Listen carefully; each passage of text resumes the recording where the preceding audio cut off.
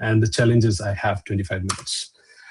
All right, so everyone is building context layers. As I was saying, now what is that? That is information. The information is coming in an organization from everywhere. It can be your team, Zoom, Outlook, Jira, Confluence, your shared drive, your Google Drive. Information is everywhere. And the reason for creation of this context layer is that your every AI solution, which is in the right side right now, the every AI agent that you get to see here, is trying to borrow from a common context layer. Now, typically, it's chunks and embeddings or a knowledge graph that kind of helps you to create that relationship between something that is spoken on Teams and something that is mentioned in a Confluence or a Slack, right? So that is what the main engineering problem in today's context, right? So everybody is trying to build this knowledge layer for their organization so that it becomes easier for AI solutions. So to give you one example, I'll go to more granular examples in a bit, but let's say you use Cursor or any other IDs for your coding. So when you say that, hey, can you build this login page? While Cursor builds that login page, it already has the understanding from one of the Confluence documents that this is my design system. You don't have to explicitly mention to it. This is just one of the examples that I wanted to bring up, right? So that is what the problem statement of today is. I'll also be skipping some slides, but this slide will be shared. It is hosted in Versal, so I thought that would have been an easier way to do this. So in context engineering, it is mostly retrieval and augmenting, right? So you have your agents, they have a query. When I say agents, it can be a chatbot, it can be an actual agent. And then it goes to a knowledge store where your entire information is stored as a knowledge graph or chunks or embeddings inside a vector store. Then for the agent's query, the context is retrieved from the store. It is given to the agent, and nowadays agent will have an LLM like, let's say, Gemini 3.5 or Fable 5 or GPT 5.6 Pro, which does the thinking to understand if this is my context, how do I bake the answer for my current problem statement? Now, it can be a chatbot, as I was saying, it can be a solution graph as well. One thing that happens though is that the moment the question is asked, right, and the response and all this, the previous slide that you see that happens, the stuff is forgotten. Now, we have a concept called memory where if you get to see in all of the chat applications as well that you ask something and then basically you ask the follow-up question, it remembers that, so that I can build. But if I just go out of this and go to the core engineering part, the transaction is happening only that part of it. So it is not supposed to remember anything. So that remembrance and everything happens at the second layer of it, where you add memory. And once the memory gets bigger, you try to create a summary of memory so that your session kind of goes on. Now, there is one problem though, is that, and it's not a problem, but it is a limitation, if I may put it that way, that if your context doesn't have something, what it will retrieve, right? Nothing. So let's say I ask about something and my PDFs or something doesn't have it, your rack system will probably say that, hey, buddy, I don't have your information in mind. And that is what we call grounding also, is one way of basically not making it hallucinate, right? Don't go beyond that.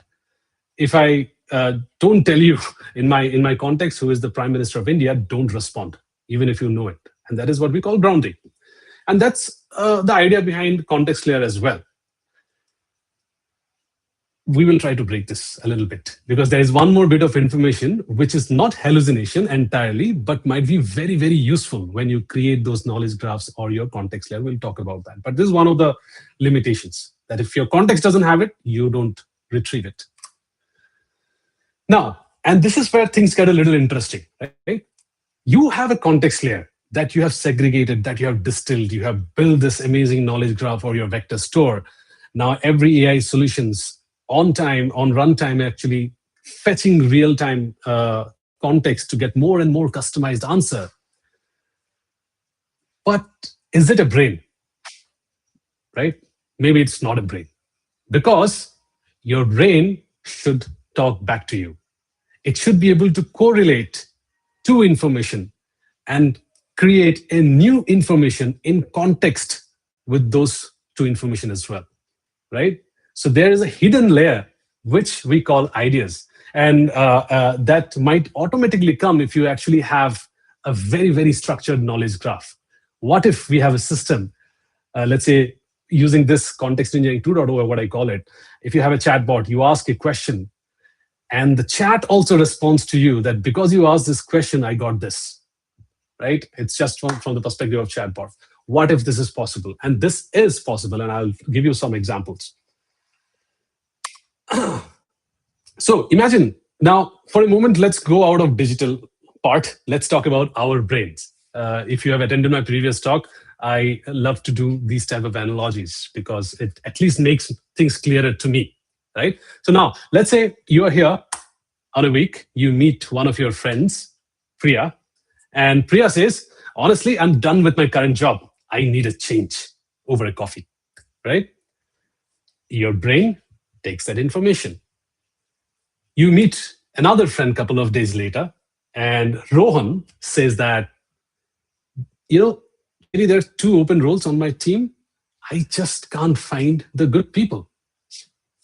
Conversation ends, right? Done. Your brain has taken those information.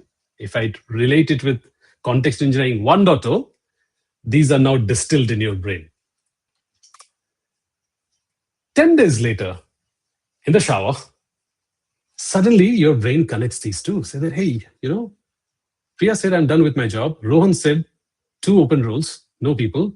Wait, Priya should meet Rohan, right? Now, this is not entirely hallucination because I'm still in my brain is in context with those 2 nodes. We'll probably figure it out in a bit in the coming slide, what are nodes and everything.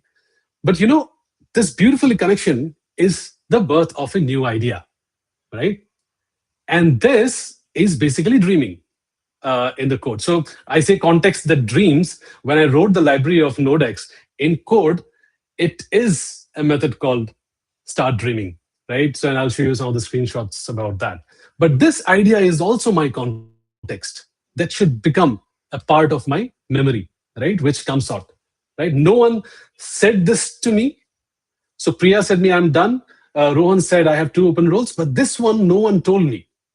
But this is derived from my brain, right? If that can be codified, our context engineering layer soon become like a brain. Now, at this point, I'll take a pause to tell you that I'm not talking about AGI or consciousness.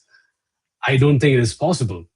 And at the end of the day, these are going to be simulations, right? Everything is going to be simulation. If I'm coding it, I can basically replicate a kidney in my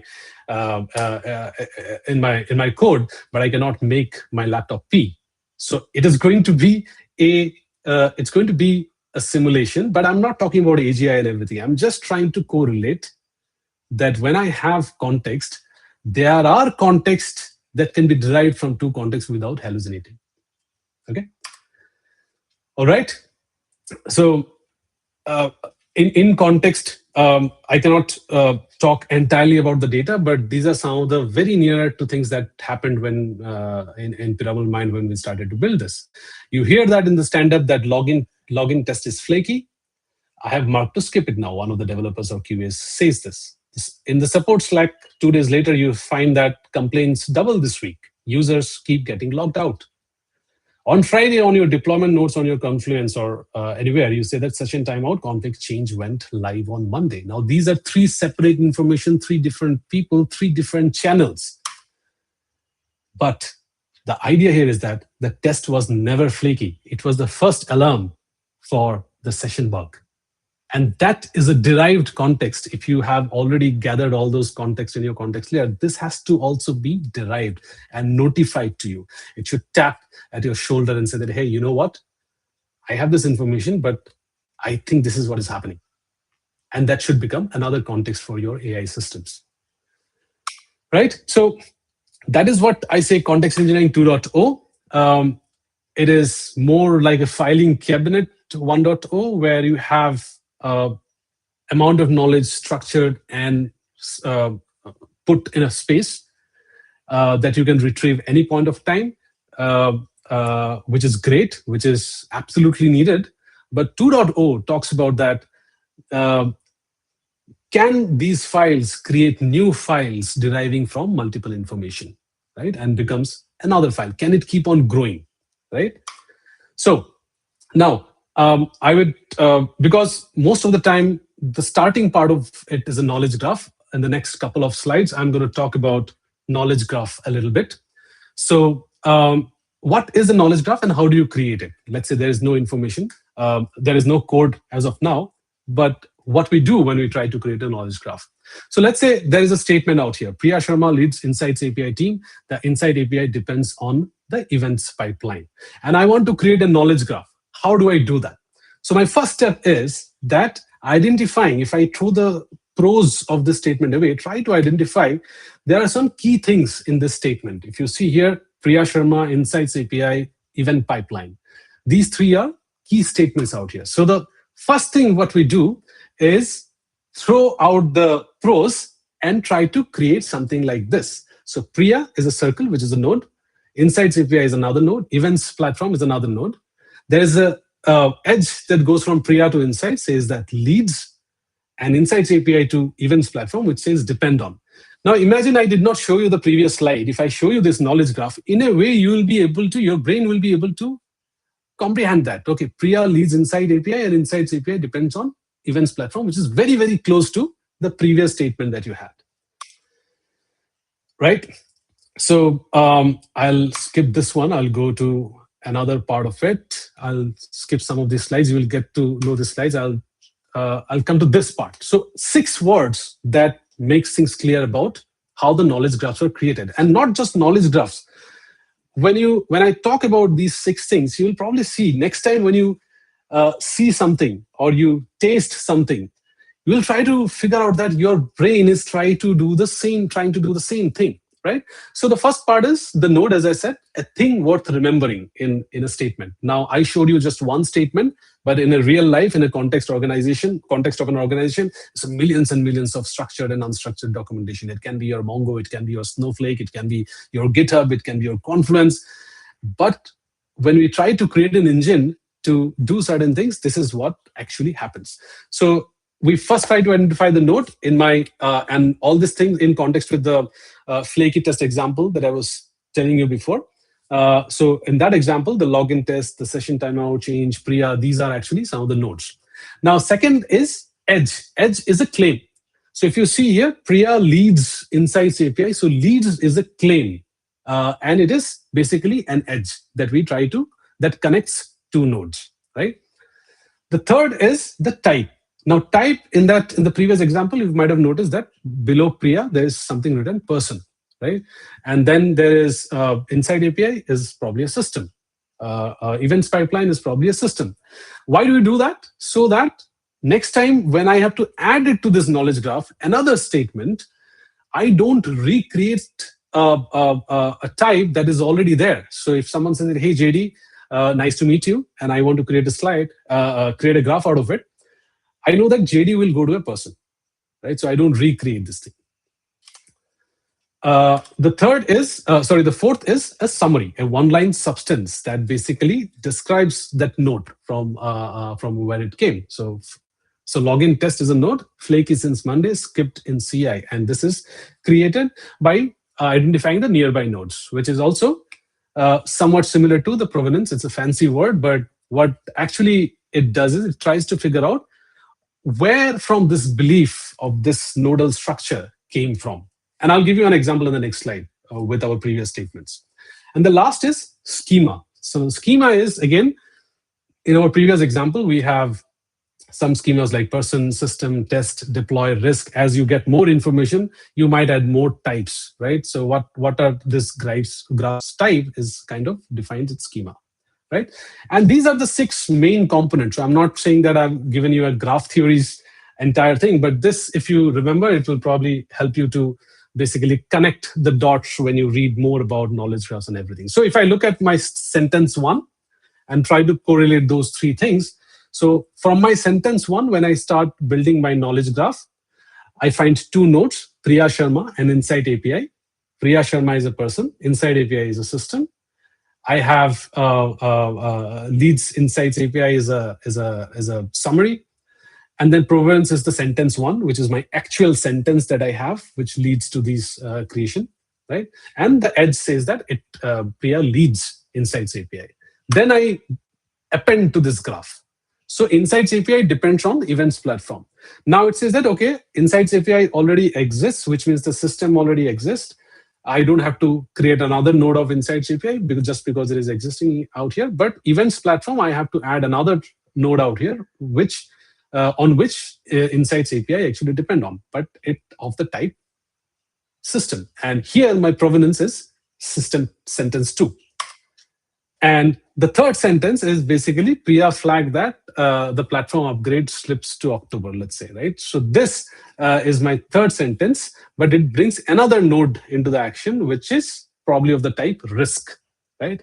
And that's how your knowledge graph gets created, right? Now,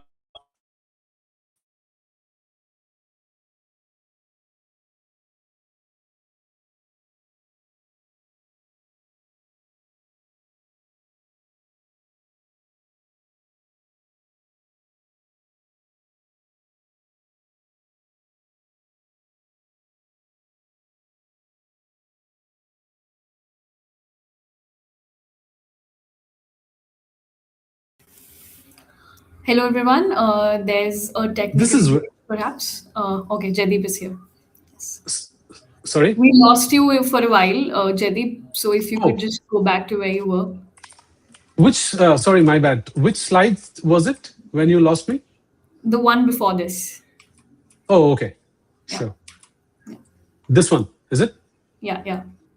Okay, so sorry about that. As I was saying, I was not looking at the screen. I was looking at this presentation. So what I was saying is that if my knowledge graph was created before, now I have a question that who do I talk to about the launch depends on.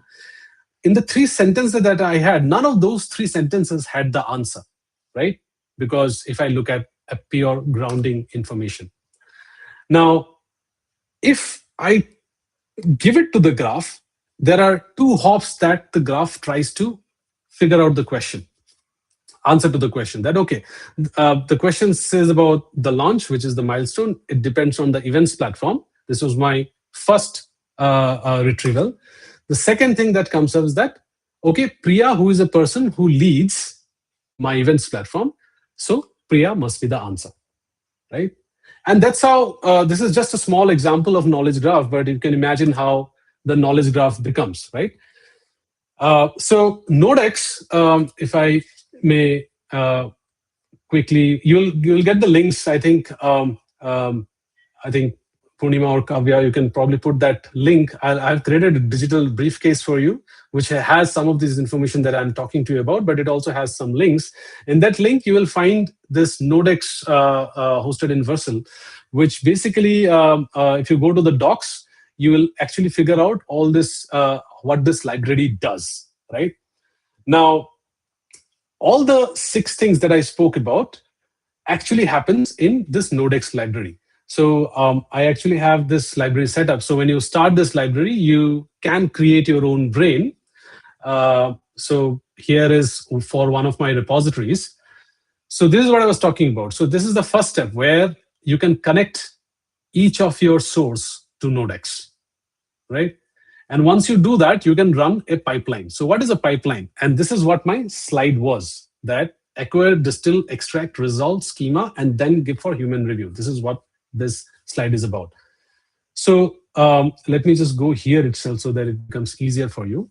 So now in acquire state, what it does is that it gets all those information in the sources. If you have Jira, you have GitHub organization, you have anything else, it starts pulling documents and information from there. In the second step in the pipeline, Nodeex basically goes ahead and parses the chunks, etc., into readable text.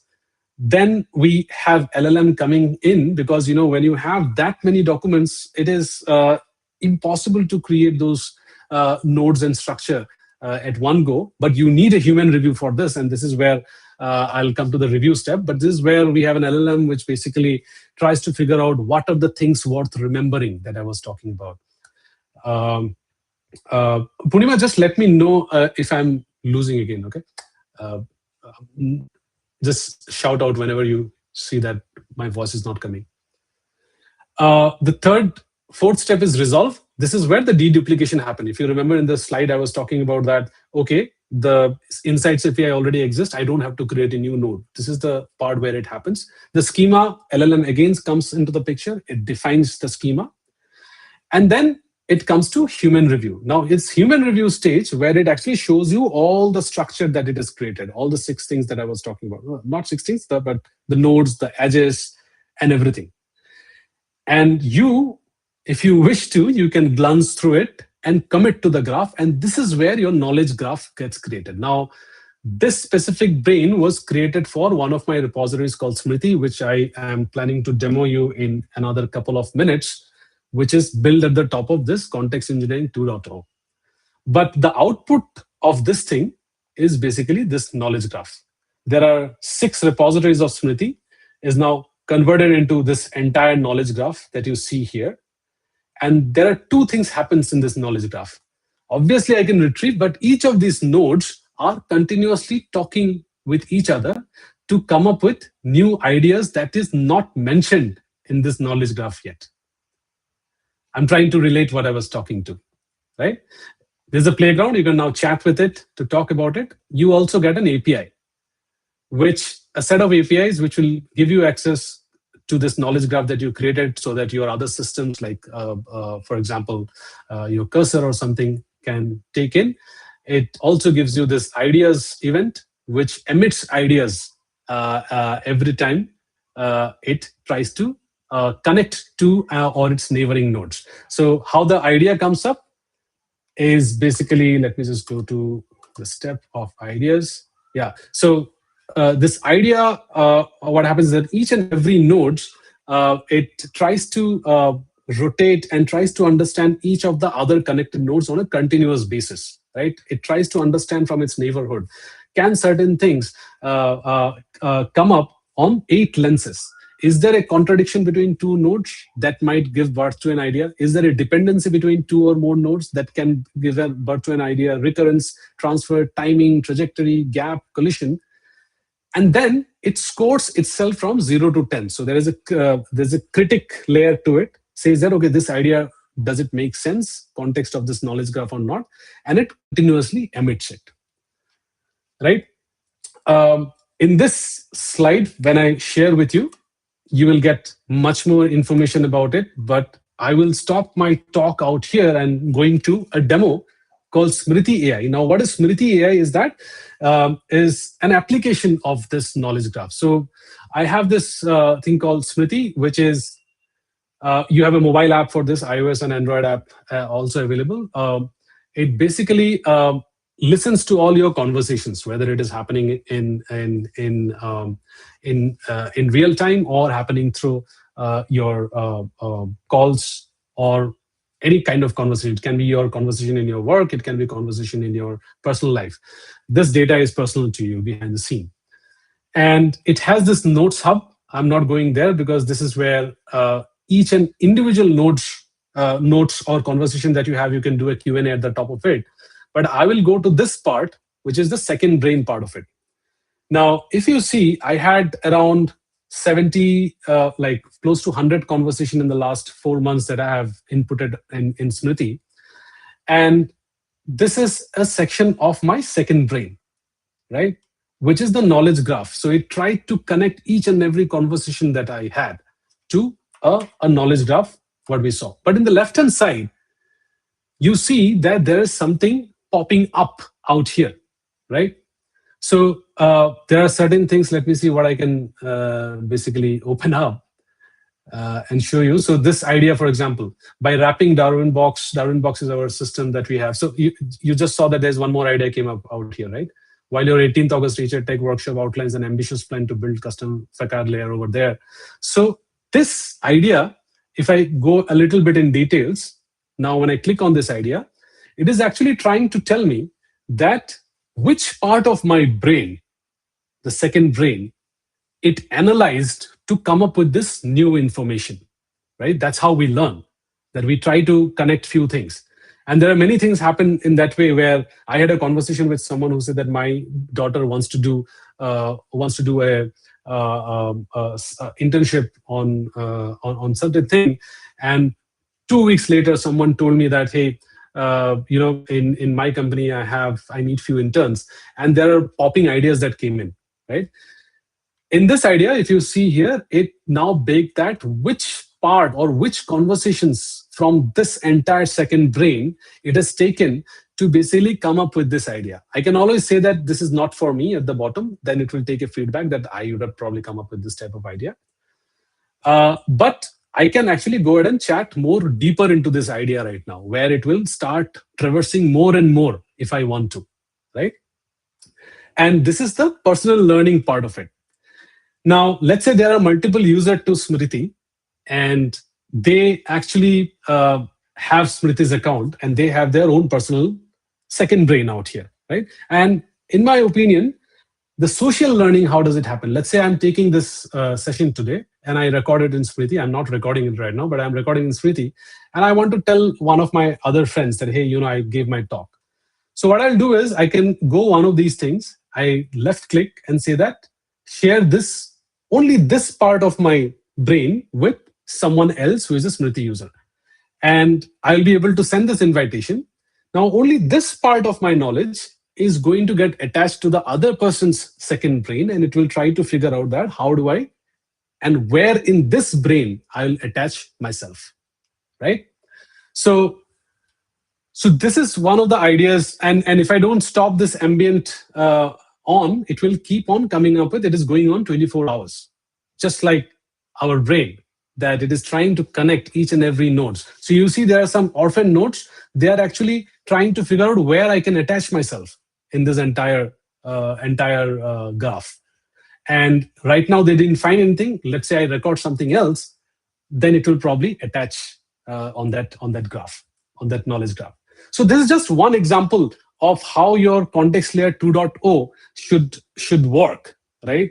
I've built this application at the top of this, but it can be anything, right? So if you now relook at your context engineering layer for your organization, you not only have a memory store which on demand gives information your AI solutions can borrow information from, but you also have something which tells your AI application that, hey, why don't you think about this? Why don't you discuss about this? This is something that I have in mind, right? And as I was saying, so in the code of Nodeex, there is brain.startDreaming, which is basically starts that traversal of nodes across the entire knowledge brain that you have, right? So our Piramal mind, so we created the context layer 2-3 months back, and now we are trying to utilize this method to create not a knowledge layer, but a real mind, which not just keeps information, but processes information and creates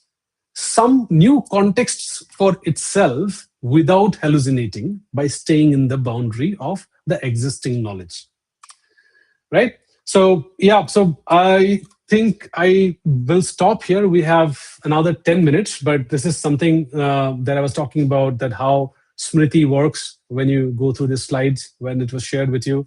It's Smitty's architecture. And then this slide basically talk a little bit about Nodeex, the library that I was here. But if you go to this documentation, you will get try to put a much more better documentation of Nodeex library and what exactly happens in each of these stages, right? And once you do an npm install, you do an npm install Nodeex Studio, you will end up in a studio like this, where you can start testing it out and creating your own second brain, right? With your information. Is there anything else? No, there's these. I don't have to talk about all these things. You can read it later, right? So yeah, so that's from my side. If I have gone a little faster, but I hope I was able to explain the idea behind the context engineering 2.0. It should not just act as a memory line, as it says. it should also dream, it should also come up with new concepts, new ideas, which is as important for your context layer for the organization. I'll take a pause. Oh, one more thing. I think it is already probably, if it is not shared, I've created this digital briefcase as I was saying. You can download this. You will also get the links at the bottom, all the links that I was talking about. This is my entire slide. This is smittymind.com, which is the application, and this is the Nodeex app. All right. Thank you so much, Jaydeep. That was truly amazing, and it's really exciting to see what you've built, and the impeccable and thorough yet simplified explanation around context that dreams.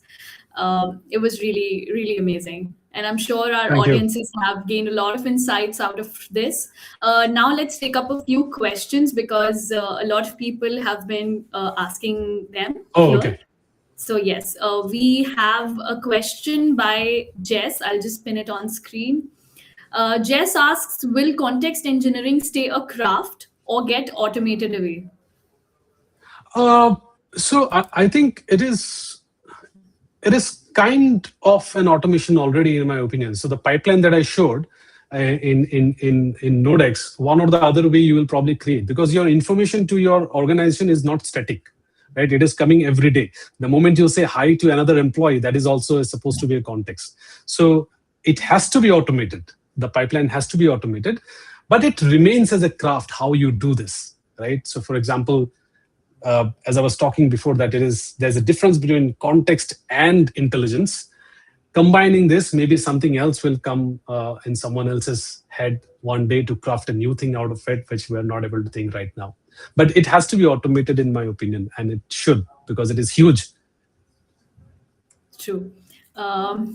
Then we have another question by Paul, and he asks, broadly speaking, what guardrails are ideal to prevent context that dreams from becoming context that hallucinates? Yeah, that's a great question, because while I was writing this library, it was going into the boundary out of my context layer that I have. So as I was saying, that when it actually comes up with an idea, it should be a combination, and a large part of it has to be from the available nodes, which is essentially the example that you get to see nowadays when you put a PDF and you want a grounded truth, right? So the guardrail that I had to put it here is that I had to be strict about the fact that you cannot, I've given it freedom to come up with new ideas, but I have not given it freedom by design that you should go away from what you already have. So you need to still be grounded to this knowledge graph. You should not go away from this knowledge graph. And honestly, Paul, you asked this question. It is quite possible that even now it might hallucinate, because that's how we come up with creative ideas nowadays, right? So some of our ideas are hallucinations, isn't it? That I see this, let's say I think some, let's say this is my wallet, right? Can I create a wing to this wallet and pass it to my second room? It's an idea. It's also closer to hallucination, right? But as I was saying in Nodeex, you can say that this is not for me, and it takes that information and rebuilds how it comes up with that idea. The 8 guardrails that I was talking about. Okay. Another question. Mohammed asks, how close are we to autonomous context cleaners that run in the background to sanitize, deduplicate, and rank context before it hits the LLM? In my opinion, Ibrahim, I think we're pretty close, right? So we have context cleaners even inside Nodeex, which basically does all these dedupes as a part of pipeline that I was showing it, right? So I was talking about the fact that it kind of figures out that how can I distill. What it also does is data sanitization, that which information to take. Now, there is one level of context cleaner where you need something like an LLM if your information is very huge, is that whether the data makes the data that is going inside the pipeline making sense or not. So context layer, in my opinion, will get built layer by layer. The first layer will probably sanitize. Second layer will deduplicate. The third will re-rank the context based on the new context that comes in, right? And I feel that we're still testing Nodex. It is quite autonomous in Nodex right now, right? So, for example, let's say sanitize deduplicate happens in Nodex, but let's say my current knowledge graph gets one more information from my MongoDB that should be added to this knowledge graph. It again re-ranks entire tree structure to calibrate, if I may say that way, right? And this is happening almost autonomous way. I have kept the review part because by design you should not leave it to LLM, in my opinion. But slowly, if you start getting trust on your LLMs are getting way smarter. If you look at Fable 5 and GPT 5.6, maybe you can leave that review part, but I don't prescribe this right now. Right. And the last question we're taking for the day is, when an emergent concept arises from connecting data between a public document and a private meeting, who should have access, given that platforms like Jira, Confluence, and Teams enforce distinct user permissions? Yeah. Again, great question. So if I try to think about second brain, I'll talk about Smitty. Smitty is very private to you, right? Even when in Smitty, you can create LinkedIn post, but I have guardrails where even before creating the LinkedIn post, it will tell you that I am masking all this information because these are private information. But in knowledge layer, just above this knowledge graph, you will typically have this auth and authn, which is your authorization and authentication layer, right? So this is where you can mask that who should see my Jira, who should see my Confluence. And that's, in my opinion, a solved problem already, right? So, the first use case that every organization tried 3 years back, anybody, if we want to take a guess, is an HR bot, because of the enormous policies that the organizations had. Now, when they started creating the HR bot, they got so excited, the chatbot started telling each other salary also on that, right? And slowly we figured out that this is how the authorization can come in. So in my opinion, that's a solved problem. You can actually create your own RBAC system behind the scene and control this authorization of all of these things. Great. Thank you so much for taking up all of these questions, Jaydeep. Let me just, yes. So, yeah, I mean, I'm really glad and grateful for, having this opportunity to host this session. And apologies to all of those whose queries weren't addressed today. We'll take these up in our blogs and YouTube videos. Yeah. You can stay tuned and you can find the answers to all your questions there as well. Let's also continue the conversation on social media. Don't forget to tag us and share the learnings from this session. Also, please go ahead and tag Jaydeep, follow him on LinkedIn, so that the insights would continue. And also, all of these sessions, the recordings of all of these sessions will be available on our YouTube channel. You can revisit them anytime and share with your peers. And that was a great session, Jaydeep. I'll have to say again, I'm really, really glad and grateful to be attending this. It was very insightful. Thank you so much for doing this. Thank you so much for inviting, and thank you so much for the kind words. As I was saying, I think it is more of, it's a topic that cannot end in 30 minutes. This is the largest we have spent in building this application. We have built many things. We have built agents, we have built chatbots. This is what we have spent the maximum time to build in, because and there are great questions from people about guardrails and how do you put all these things. But I hope it was at least the foundation. And as you're saying, I'm always available. If you have any questions, just tag me in. And thank you so much for everyone's time as well.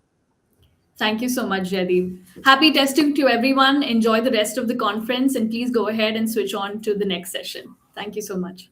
Thank you.